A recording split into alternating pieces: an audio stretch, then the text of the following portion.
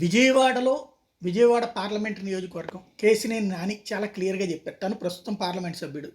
తన తర్వాతకు సంబంధించినటువంటి ఇది ఇష్యూ కేసినేని చిన్నీకి ఇస్తారంటూ ఆయన పిలిపించడం, బొద్దా వెంకన్న, నాగుల మీర తదితర వాళ్ళందరూ కూడా ఆయన్ని సమర్థించుకుంటూ వస్తుండటం. ఇటు తినేమో అతనికి ఇస్తే మాత్రం నేను పోటీ చేస్తాను, ఇండిపెండెంట్గా పోటీ చేసి ఓడగొడతానని చెప్పడం. మొన్న లోకేష్ పిలిచి అనవసరం వివాదాలు సృష్టించద్దంటూ చిన్నికి చెప్పినటువంటి సందర్భం కూడా ఉంది.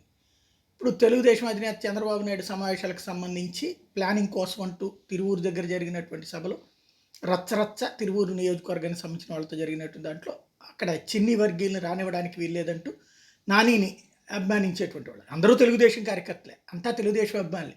కాకపోతే అందులో నానిని అభిమానించే తెలుగుదేశం కార్యకర్తలు చిన్నీని అభిమానించే కార్యకర్తల మీద దాడి, కొట్టుకోవడం, తలకాయలు పగలటం, చివరికి అడ్డుకోబోయిన పోలీసుల మీద దాడి పెద్ద ఎత్తునే జరిగింది. ఇది సహజసిద్ధ పరిణామం అని రేపు పొద్దున పత్రికలు చూడాలి. వాస్తవంగా రేపు ఈనాడు జ్యోతి ఏం రాస్తాయో చూద్దాం అనుకున్నా. సాక్షి అయితే ఇదంతా గందరగోళం అని రాస్తుంది, వీళ్ళ పార్టీలో ఉన్నటువంటి ఇష్యూస్ కాదు కాబట్టి రాస్తుంది, భారీగా హైప్ ఇస్తుంది. మరి ఈనాడు జ్యోతి ఎట్లా రాస్తాయి, ఇవన్నీ నార్మల్ అని రాస్తాయా లేకపోతే ఏం రాస్తాయి అనేది అయితే చూడాల్సి ఉంది.